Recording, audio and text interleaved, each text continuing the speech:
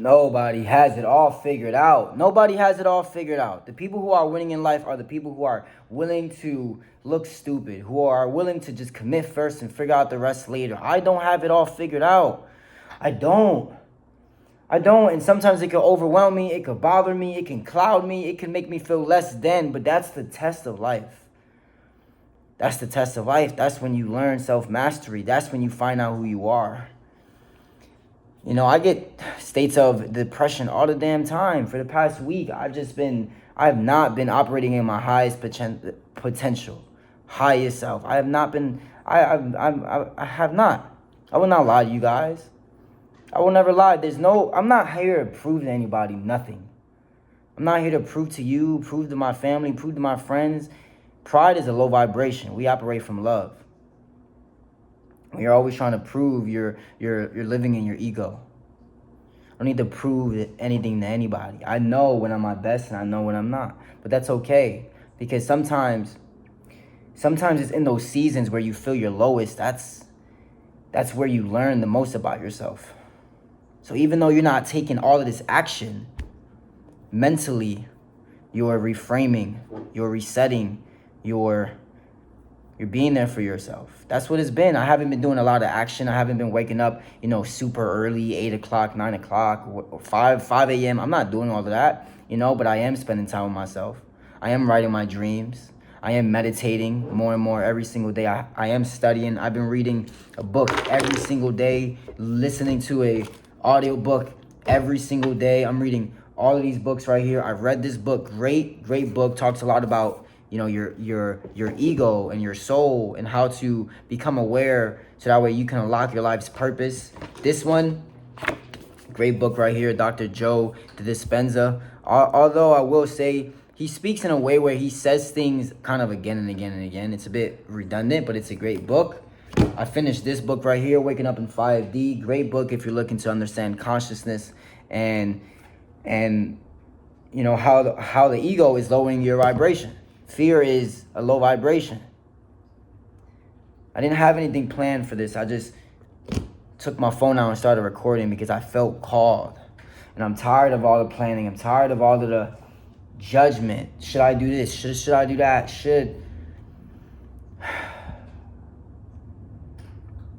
Law of detachment. Do what you do and let it go. When your intuition says to say something, do it and let it go. And believe in yourself. Believe in it. Do it for you, not for anyone else. Don't do it for the views. Don't do it for the likes. Don't do it for the approval. Do it because you feel called to do it. I feel called to do it. I feel called to speak to you guys, I get amazing testimonials from the people I serve, and it just reminds me of how gifted I am. At least that's how they make me feel. Like I have a gift. I have a gift to heal people, to help people, to show them what they're not seeing, to show them their potential.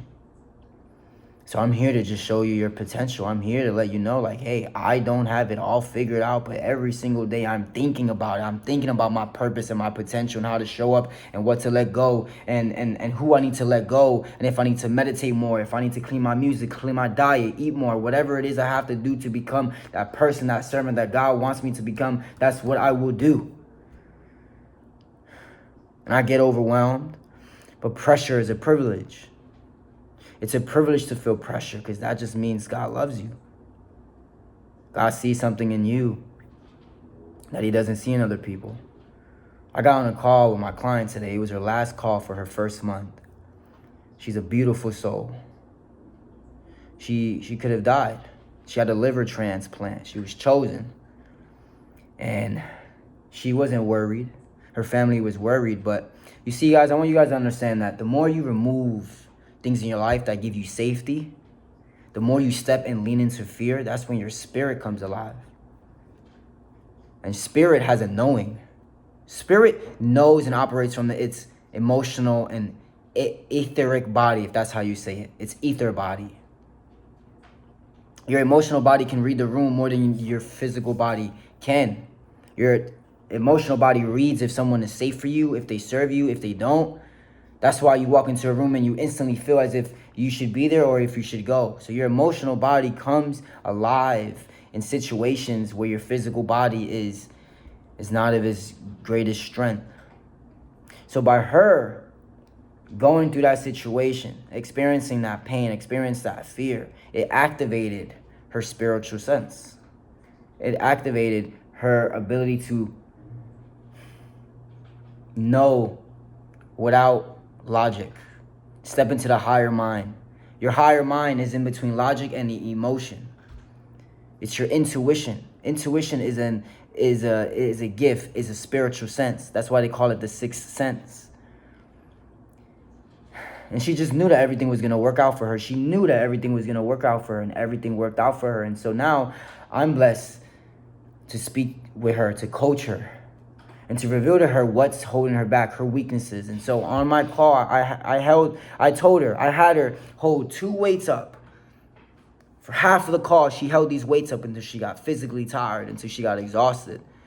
Because it's when you hold weights up, it's when you feel the actual physical weight, the overwhelm of your shoulders, and you want to let go. That's where you can find your weakness. That's when you find your weakness. What's holding you back? That's when you hear that you tap into your true self. Your true self saying you're weak. Put it down. What are you doing? You're tired. What are you doing? You can't do this. That's when you actually unlock that side of you, and that false egoic mask comes off. It comes off. Now your conscious mind is starting to become aware of the subconscious. Your subconscious becomes aware of the conscious mind. That's when you realize that you are lying to yourself. I tried to ask her a question. I'm like, hey, what's holding you back? And she took a pause. I think, no, what's holding you back? When you think you're operating from your logical brain, you're thinking. That's not true clarity. So I had her hold up these weights until her most authentic self came out, until she started speaking from the heart, because your soul lives in your heart.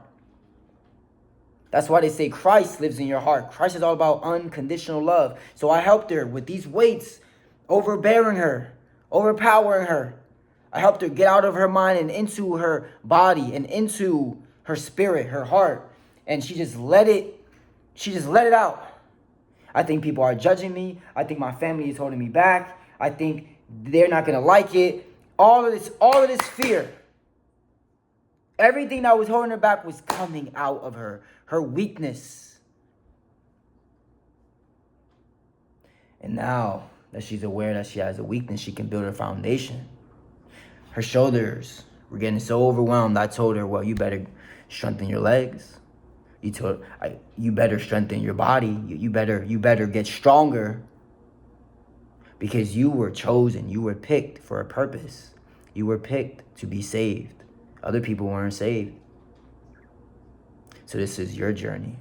This is your journey. And now you need that strength. You need that strength. You need to be stronger, because your walk is not the same as those around you. One of our best calls yet.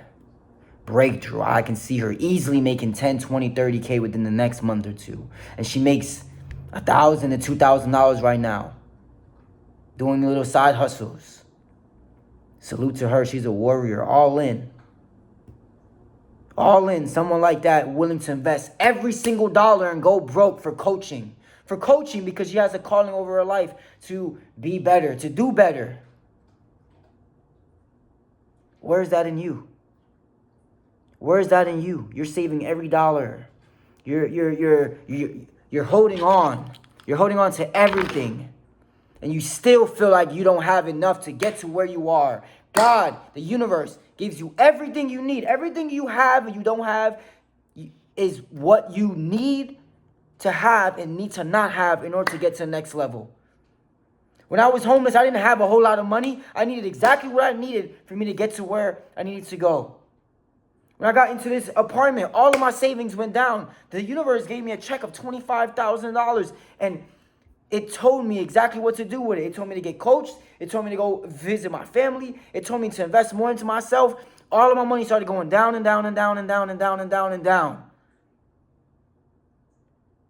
That's when you find out who you are, when you start getting tested, when that fear starts to lock in, when you don't know who to turn to. That's when you find out who you are. That's when it really comes out. The true you comes out. That's when it's time to figure it out. That's when it's time to call on faith and lean on faith, right? When you're about to lose it all, when you're about to lose yourself, when nothing makes sense anymore. That's where the real test is at. And those are the people that call on to me. Those are the people that trust me to guide them, to heal them. Those are the people. They're willing to give everything up because they know nothing is worth more than their purpose in life. Nothing is worth more than the pain that they're feeling of not living in their potential and dying without living.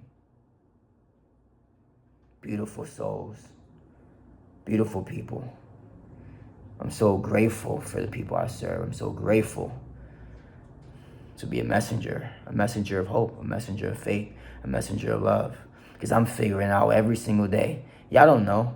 Y'all don't know how angry I am. Y'all don't know how hurt I am. Y'all don't know how much I feel like I deserve more. Y'all don't know. You don't know. But I do. And I do.